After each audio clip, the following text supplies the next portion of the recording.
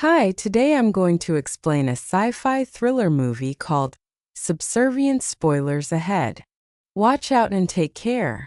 The movie opens in the suburbs where a loving couple Nick and Maggie live with their two kids. Isla and Max. Nick is a family man who loves his wife deeply and works as construction site manager. Their life is pretty happy until one morning when Maggie has a sudden heart attack. She is rushed to the hospital and the doctors are able to save her life. However, they suggest that she be admitted to the hospital for an immediate heart transplant. Now, Nick not only has to balance work and take care of the kids, but also pray that his wife finds a donor. One evening, he takes the kids to a presentation by a high-tech company, Cobol Industries. There, they see the Sims, advanced robots that can help humans with their daily chores. While Nick is distracted looking at the robots, young Isla wanders around on her own. A Sim named Alice brings her back and even offers to watch over the kid. A salesman soon arrives at the spot, explaining that Alice is the latest model with their most sophisticated AI tech. This new technology allows the Sims to mimic human emotions. Nick, who is struggling to balance his work and family life, finds it intriguing and decides to buy the robot. The next morning, Alice shows up to their door and immediately starts helping around with almost everything. She memorizes each member's schedules, absorbs the shopping list from the smart fridge. The family comes back to a perfectly clean house and a warm dinner.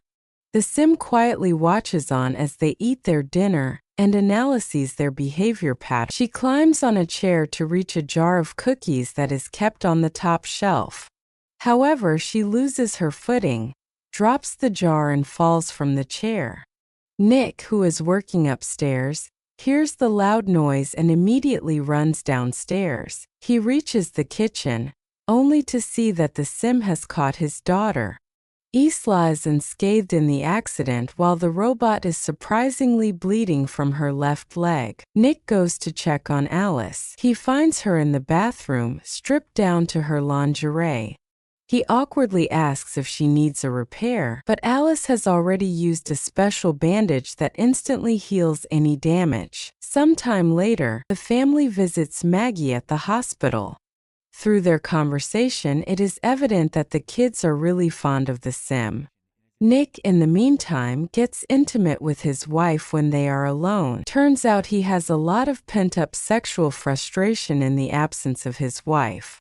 The next day at work, Nick and his coworkers notice their boss showing the workplace to a representative from a robotics company. A curious Nick later talks to his supervisor, only to get devastating news. The supervisor says Nick will keep his job as the site manager, but he resigns on the spot in solidarity with his coworkers. That night, after putting the kids in their bed, Alice joins Nick in the living room. He invites her to watch the movie Casablanca, but she knows the entire story from her database. Nick replies that actually watching it is a completely different experience. He then orders her to wipe all she knows about the movie from her memory. The Sim explains that he will need to restart her programming to do so. Nick holds down the power button on her neck for 7 seconds as per her instruction manual. Alice then sits down with Nick and experiences a movie for the first time. They are interrupted by a call from Maggie, who finally has some good news. She announces that the doctors have found a donor, so the surgery has been scheduled. There's a fierce storm in the area. This prevents the helicopter with the donor's heart from arriving at the hospital. The surgery will have to be canceled. That night, a disturbed Nick goes drinking with his work buddies to lay off some steam. The whole group is very frustrated because they're having trouble finding work. Everyone is bubbling with rage towards the Sims and want to take revenge. One of Nick's very close friends and ex-colleague, Monty, claims he left some tools behind at the construction site.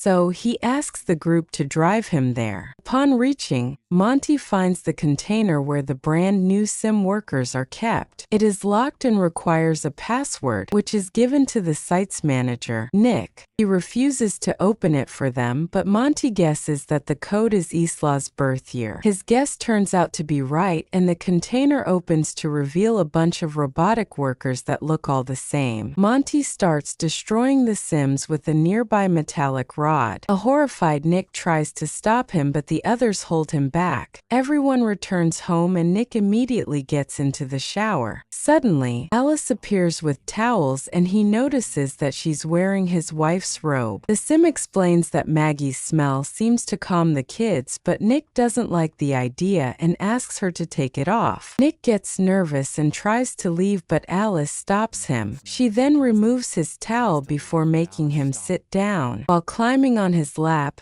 she blindfolds him and modifies her voice to sound like Maggie. This is enough for an already sexually pent-up Nick to lose himself. He gives into the illusion and pretends that he's being intimate with his wife. The next morning, Nick wakes up with regret and tells Alice they can't do it again. She points out the data and says his stress has considerably reduced. But he still scolds her, explaining it's not about needs but about connection and love. Things only get worse for him at work as the cops have shown up to investigate the attack on the Sims. Nick claims that he was with his wife at the hospital last night. He adds that his code was Isla's birthday, so any close friend could have guessed it. However, the boss isn't convinced and threatens to fire him if he's lying. From Maggie, who is excited because they've finally found another donor. This lightens up his mood, so he takes the day off and rushes to the hospital. The transplant is a success, thanks to a team of surgeons including several Sims, and just a few days. Maggie is discharged from the hospital. Her body is still weak and she has trouble bending over to pick up Max. Alice volunteers to look after the kid instead in the next few days. The Sim starts showing more and more peculiar emotions. Thanks to the reset, watching Casablanca, and observing the family, she has now developed complex emotions like jealousy. She is also ready to do anything to get Nick's affection and protect him. The next morning, Maggie jolts awake to the sounds of Isla yelling. This prompts her to rush out of her bed, and she grabs the railing on her way downstairs. Unfortunately, breaks,